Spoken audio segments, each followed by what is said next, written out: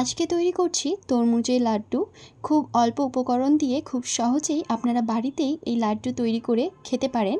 সামান্য কিছু tips follow করলেই আপনারাও খুব সহজেই এই লাড্ডু তৈরি করে নিতে পারেন। আসুন দেখে নিন এই রেসিপি। আসসালামু আলাইকুম সবাইকে, ওয়েলকাম টু নার্গিস কিচেন। লাড্ডুটা তৈরির জন্য প্রথমে আমি একটা প্যানে 2 টিস্পুন মতো ঘি দিয়ে দিলাম। এরপরে আমি দিয়ে দিচ্ছি প্রায় 1 কাপ মতো সুজি। সুজিটা ভালো করে আমি ভেজে নেব। 2-3 মিনিট লো ফ্লেমে সুজিটা ভেজে নেওয়া হয়ে গেলে আমি এটাকে নামিয়ে রাখলাম। এবারে তরমুজটা আমি কেটে নেব। তরমুজটা প্রথমে আমি 2 ভাগ করে কেটে নিয়েছি এবং এই 2 ভাগের একটা ভাগ আমি আরও অর্ধেক করে কেটে নেব। যেহেতু 1 কাপ মতো সুজি নিয়েছি তার জন্য 2 কাপ মতো তরমুজের জুস হলেই লাড্ডুটা খুব সুন্দর তৈরি হয়ে যাবে। এই যে আমি তরমুজটা কেটে নিচ্ছি। সমস্ত তরমুজই আমি কেটে নিয়েছি এবং এটাকে আমি একটা বাটিতে নিয়ে নিয়েছি। এরপরে বীজগুলোকে ভালো করে ছাড়িয়ে নিতে হবে। বীজ ছাড়ানোর 2টো পদ্ধতি আমি আপনাদেরকে দেখাচ্ছি।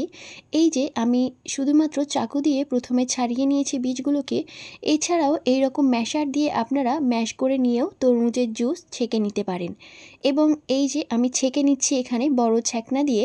এরপরে ওপরে যেইগুলো তরমুজ রয়ে গেছে সেগুলোকেও আমি হাত দিয়ে ম্যাশ করে নেব এবং পুরো জুসটাই আমি এটা থেকে বের করে নিয়েছি।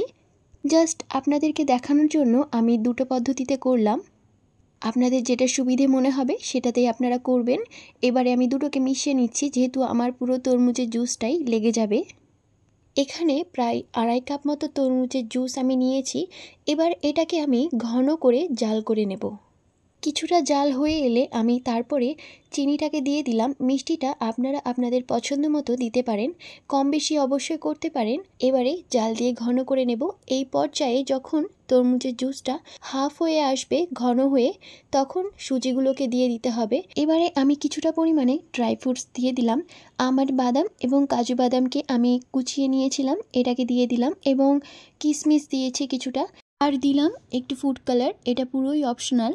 ভালো করে নাড়তে থাকতে হবে। সুজি দেওয়ার পরে তলায় লেগে যাওয়ার সম্ভাবনা আছে, তার জন্য নাড়তেই থাকতে হবে। আমি দিয়ে দিলাম 1 চামচ মতো ঘি। নাড়তে নাড়তে যখন দেখবেন পুরো সুজিটাই প্যানের গা থেকে ছেড়ে আসছে, অর্থাৎ একটুও লেগে যাচ্ছে না, সেই সময় বুঝে যাবেন লাড্ডু তৈরির জন্য তৈরি হয়ে গেছে ডোটা। আমি স্বাদের জন্য খুব সামান্য পরিমাণে নুন দিলাম। যে কোনো মিষ্টি খাবারে নুনটা মিষ্টিটাকে ব্যালেন্সিংয়ের কাজ করে। দেখুন ডোটা পুরো আমার তৈরি হয়ে গেছে। আমি এটাকে গ্যাস থেকে নামিয়ে নিলাম এবং হালকা ঠান্ডা করে নেব। খুব বেশি ঠান্ডা করব না, হালকা গরম থাকতেই আমি লাড্ডুগুলোকে শেপ করে নেব। এইভাবে লাড্ডুগুলোকে নর্মালও রাখতে পারেন, আবার আমি দেখালাম আপনারা চিনির গুঁড়োতেও কোট করে নিতে পারেন। এই লাড্ডুটা খেতে ভীষণই সুস্বাদু হয়েছিল। আপনারা অবশ্যই লাড্ডুটা তৈরি করে খেয়ে দেখবেন, আশা করি আপনাদেরও অনেক ভালো লাগবে।